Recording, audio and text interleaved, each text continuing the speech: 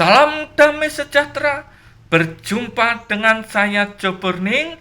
Kali ini firman akan saya ambilkan dari Injil Lukas pasal 9 ayat 22 dan 23. Perikop secara utuh ayatnya 22 sampai dengan 27. Tetapi saya akan membaca ayat 22 dan 23 tentang pemberitahuan pertama tentang penderitaan Yesus.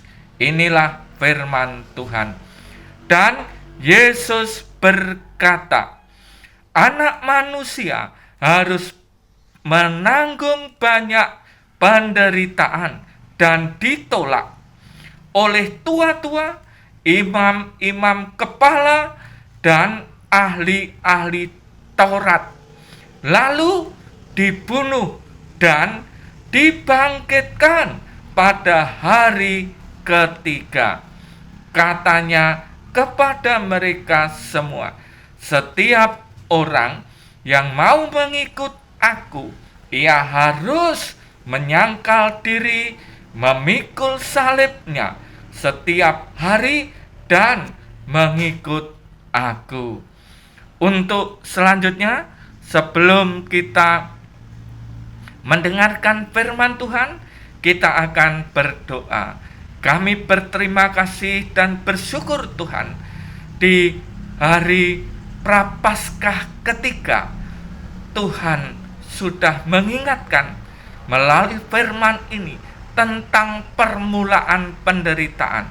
Terima kasih firman-Mu. Dalam nama Tuhan Yesus kami berdoa. Amin. Di akhir pekan ini, minggu ketiga menjelang minggu keempat, kita mendapatkan pemberitahuan pertama tentang penderitaan Yesus. Setiap orang Kristen tahu Yesus menderita sebelum disalib. Nah, penolakan terhadap Yesus jelas. Anak manusia harus menanggung banyak penderitaan. Anak manusia di sini menunjuk kepada Yesus, menggunakan kata ganti anak manusia. Banyak penderitaan, artinya penderitaan itu tidak satu dua, penderitaan banyak sekali dan bertubi-tubi. Maka jenis-jenisnya ditolak. Ketika saat itu juga Yesus ditolak. Ketika para pengikutnya ditolak, itu Yesus sudah memberikan contoh tentang penolakan tentang dirinya. Sudah sejak abad pertama, sudah sejak keberadaan Yesus sejak awal, ia ditolak. Bahkan sampai sekarang, penolakan pendirian gedung gereja, penolakan pengikut Yesus. Walaupun secara fisik saat ini di tempat-tempat tertentu aniaya itu masih ada. Berbahagialah saudara, ketika kita juga boleh meneladani kesetiaan itu di dalam mengikut Yesus. Yang menolak, ditolak oleh tua-tua, tokoh-tokoh, ditolak oleh tokoh-tokoh, ditolak oleh imam-imam kepala dan ahli-ahli Taurat.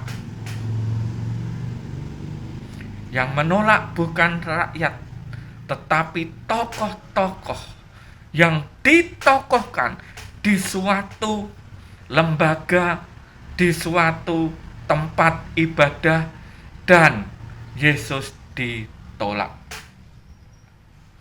Firman Tuhan sudah mengingatkan, ketika saudara dan saya ditolak di mana keberadaan saudara dan saya. Yesus sudah memberikan teladan dan contoh. Apa yang dapat kita teladani? Tetap setia. Sekalipun firman Tuhan berbicara lalu dibunuh, sampai dengan dibunuh.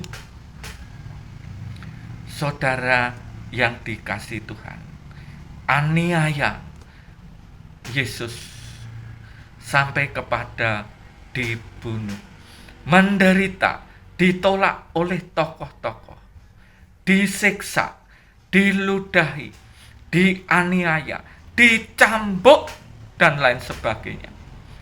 Yesus tetap setia.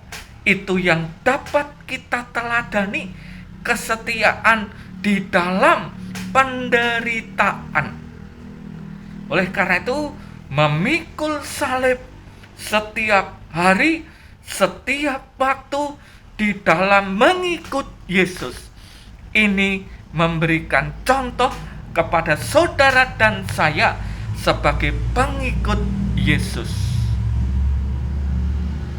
Yesus dibunuh dan dibangkitkan pada hari ketiga. Bangkit. Mati bukan mati tok, tetapi pada hari yang ketiga bangkit. Dan melalui firman Tuhan ini kita juga mendapatkan contoh Yesus yang kita sembah berkuasa atas maut, mengalahkan maut dan bangkit. Mengalahkan maut dengan kebangkitannya pada hari ketiga. Tanpa terasa, saudara dan saya, ketika kita mengikuti kalender-kalender gerejawi, hari ini kita masuk dalam minggu-minggu Prapaskah ketiga. Besok minggu Prapaskah keempat. Kita berada di penghujung menjelang minggu-minggu Prapaskah keempat. Tetap pada seruan pertobatan, tetap pada seruan melihat, meneladani Kristus yang sudah memberikan contoh, memberikan teladan di dalam setiap kehidupan, supaya diteladani oleh para pengikutnya. Nah, saudara yang dikasihi Tuhan, sungguh luar biasa teladan-teladan dari Sang Guru Agung kita, Yesus Kristus. Bahkan mereka, orang-orang yang menganiaya, tua-tua, imam-imam kepala, ahli-ahli Taurat, itu mereka semua tokoh-tokoh spiritual saat itu menolak, menganiaya, bahkan sampai dengan membunuh. Ketika Tuhan Yesus juga mengingatkan di ayat 23, setiap orang yang mau mengikut Yesus, ia harus menyangkal dirinya, memikul salibnya setiap hari dan mengikut Yesus.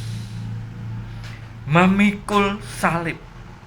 Bisa jadi dalam hal ini ketika bahasanya menggunakan memikul salib, itu bisa menjadi beban penderitaan yang akan dialami oleh setiap pengikut Kristus. Dan Yesus Sang Guru Agung kita sudah mengingatkan, setiap orang yang mau mengikuti Yesus, ia harus menyangkal diri, memikul salib. Jadi, ketika saudara dan saya yang berada di kurun waktu 2000 tahun kemudian masih tetap ada sebagian atau mengalami aniaya, baik secara verbal dan non-verbal, baik secara fisik ataupun psikis. Firman Tuhan sudah memberikan penjelasan, peringatan kepada setiap orang yang mengikut Yesus Kristus. Bahkan disebutkan memikul salibnya setiap hari dan mengikut Yesus. Memikul salib setiap hari, bukan kadang-kadang, bukan hari-hari tertentu tok, tetapi memikul salib setiap hari. Dan kita, saudara, saya harus siap ketika saudara, saya memikul salib setiap hari sebagai pengikut Kristus. Saudara yang dikasihi Tuhan, kita masuk minggu ketiga, selalu bertobat, hidup dalam pertobatan, hidup dalam kasih, dan juga dalam suasana Prapaskah ini kita diajak untuk selalu tekun membaca firman Tuhan. Membaca firman Tuhan, berdoa, dan juga berpuasa atau berpantang. Firman Tuhan akan selalu menjadi kekuatan setiap saudara dan saya. Ketika saudara dan saya mengimani, maka firman Tuhan juga berkata, yang berbahagia siapapun yang mendengarkan firman Tuhan dan melakukan dalam kehidupan sehari-hari, memeliharanya dalam kehidupan sehari-hari. Saudara dan saya sebagai murid, pengikut Sang Guru Agung kita, Yesus Kristus, yang sudah banyak memberikan teladan bagi kita, mari kita ikuti setia sampai akhir kita hidup ini. Tuhan memberkati saudara, Tuhan menguatkan saudara. Amin.